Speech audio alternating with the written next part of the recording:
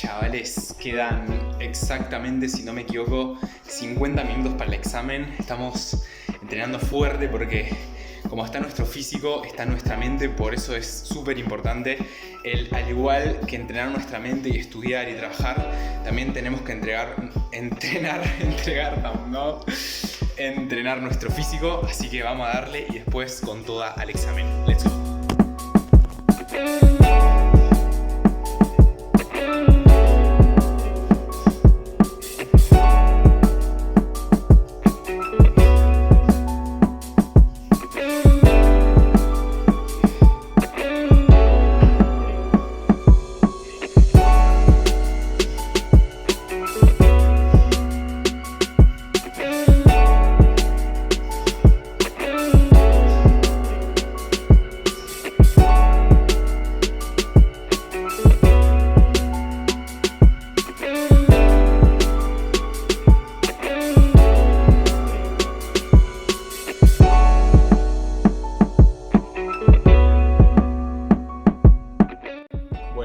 Terminé el examen, la verdad es que estuvo complicado, el tiempo daba muy justo, la complejidad era un poco más fácil que exámenes en años anteriores porque los exámenes en años anteriores eran en modalidad presencial y esto, como era virtual por el tema del coronavirus, eran de menor tiempo pero menos complejos obviamente, pero lo habían ideado y pensado y los hicieron los ejercicios de tal manera que dé justito el tiempo, entonces tenías que andar volando. Yo estoy muerto, ahora me voy a ir a descansar un poco, a despejar y después les cuento las cosas que aprendí acerca del estudio en la preparación de estos exámenes. Entonces, 7 cosas que aprendí sobre el estudio preparando este examen para la universidad.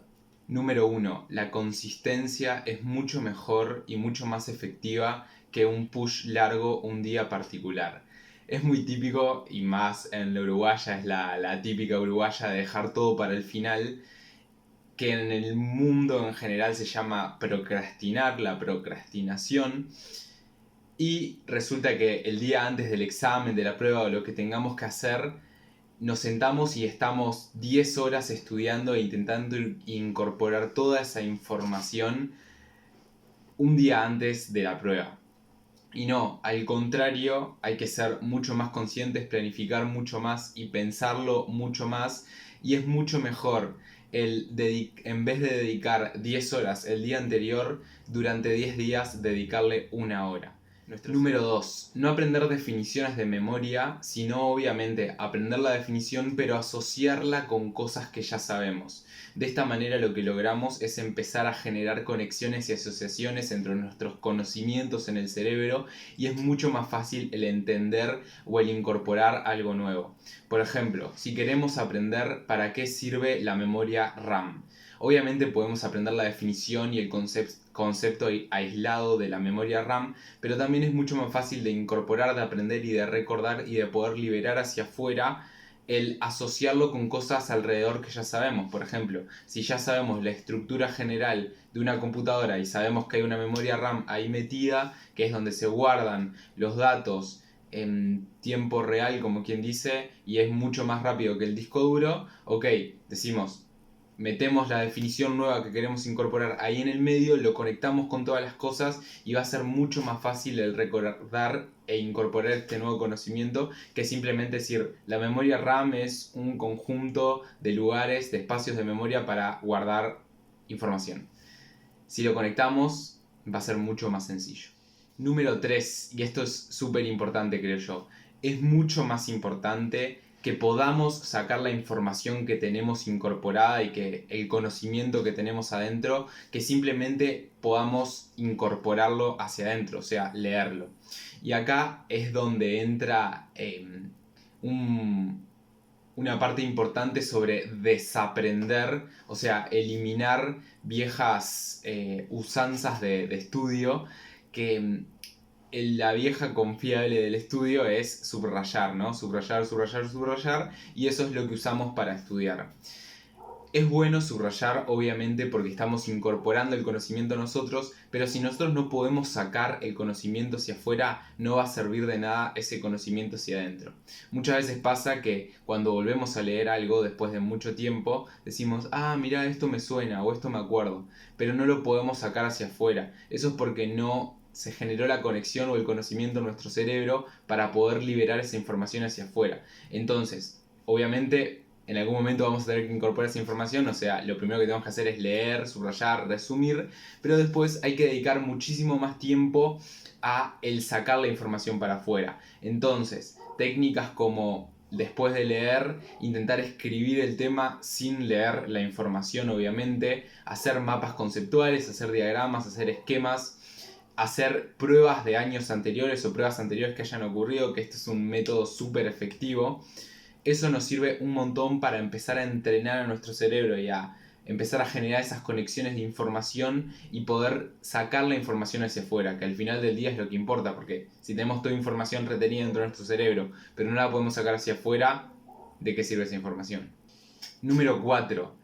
Hay una gráfica que se llama la gráfica del olvido, que ilustra, en base a, obviamente, experimentos científicos, que ilustra cómo cuando entra la información a nuestro cerebro va olvidándose, como que se va borrando esa información. Entonces hay técnicas de estudio que intentan atacar este problema y, por ejemplo, una técnica muy conocida son las tarjetas, que en una parte de la tarjeta tiene una pregunta y atrás está la respuesta. La idea es leer la pregunta y nosotros intentar sacar la información hacia afuera, de vuelta conectando con lo que hablábamos en el punto anterior, para poder recordar eso. Entonces, si el primer día, por ejemplo, respondemos la pregunta bien, ok, pasamos como a la siguiente etapa de esa pregunta y nos la volvemos a preguntar a los 5 días. No estoy seguro de este número, pero de esto es, la idea atrás de todo esto es que nosotros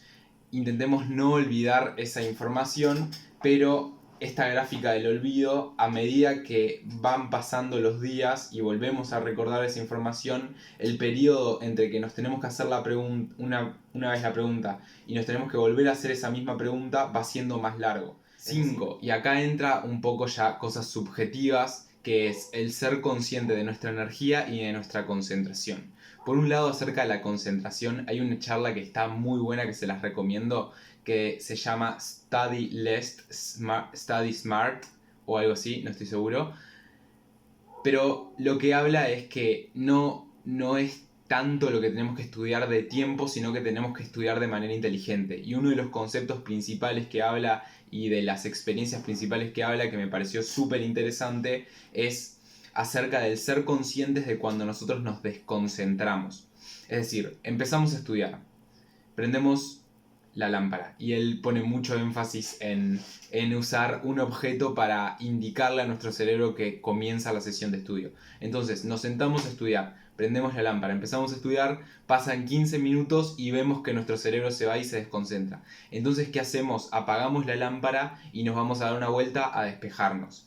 Obviamente no es a ver una serie de Netflix, obviamente no es agarrar el celular y scrollear en Instagram, sino que es a dar una vuelta, no sé, capaz ordenar algo de tu casa que esté desordenado, salir afuera 5 minutos y volver a estudiar. Con esto que conseguimos recargar, entre comillas, nuestro cerebro. Y eso también hay la técnica Pomodoro de estudio o de trabajo, que consiste en dividir en intervalos de 25 minutos nuestros periodos de concentración, atacan lo mismo. Resulta que el cerebro, se han hecho estudios que a medida que va pasando el tiempo va descendiendo nuestros niveles de concentración. Entonces, para volver a subir los niveles de concentración necesitamos despejarnos de la tarea que estamos realizando. Entonces, por un lado, ser conscientes de eso, de cuando nos desconcentramos o nos dispersamos, cortar, recargar y volver a atacar. Y luego, por otro lado, acerca de la energía. Tenemos que también ser conscientes de cómo estamos de niveles de energía. No va a servir de nada el haber dormido 4 horas e intentar estudiar, incorporar un nuevo tema o sacar hacia afuera otro nuevo tema. Si tenemos 9 horas para estudiar y de esas 9 horas tenemos que dormir, mucho mejor dormir 8 o 7 horas y estudiar 2 que dormir 4 horas y estudiar 5. Porque si el cerebro está cansado, va a ser casi imposible estudiar o incorporar información o sacar hacia afuera. Por el contrario, si estamos descansados, va a ser mucho más fácil y beneficioso para su salud también. Descansar. O sea, no sirve de nada el estar cansado y metiéndole, sino que si un día, por ejemplo, están súper cansados, que dicen no tengo energía ni para sentarme a estudiar, ok, tómense en el día. Obviamente siendo conscientes, de vuelta, de si esto no lo están haciendo para evitar el estudio o lo están haciendo como una excusa. Hay que ser realistas, obviamente, y no hacerse la trampa del solitario. Pero si necesitan descansar, descansen. Escuchen a su cuerpo, escuchen a su cerebro, porque son muy sabios y son los que al final del día están realizando las tareas. Entonces, qué mejor que escucharlos y si necesitan un respiro, dárselos. Y por último, pero no menos importante, darte una recompensa. Al final del día el estudio es un hábito y tenemos que festejar, ya sea que hayamos estudiado media hora, 1 hora o 4 horas, darte una recompensa de decir, bueno, festejar, bailar, comer algo rico, algo que te guste, hacer una actividad que te guste, salir a correr, hacer ejercicio, eso es lo que me gusta a mí. Pero darte una recompensa para poder empezar a generar este hábito de estudio, porque si recuerdan, los hábitos se forman de despertador, acción, recompensa. Entonces, si nosotros luego de realizar la acción, que es el hábito, nos damos una recompensa, nuestro cerebro va a asociar al hábito, a la acción, con algo bueno, porque al final de esa acción vamos a obtener algo bueno. Entonces, si lo empezamos a asociar con algo positivo el estudio, va a ser mucho más fácil sentarnos a estudiar. Y bueno, espero que les haya gustado, que les haya servido y que les haya aportado. Nos vemos en el próximo video. Cualquier comentario, duda, consejo, sugerencia o lo que quieran charlar, está en los comentarios o en la descripción están mis redes sociales personales. Y nos vemos en el próximo video. Chau, chau.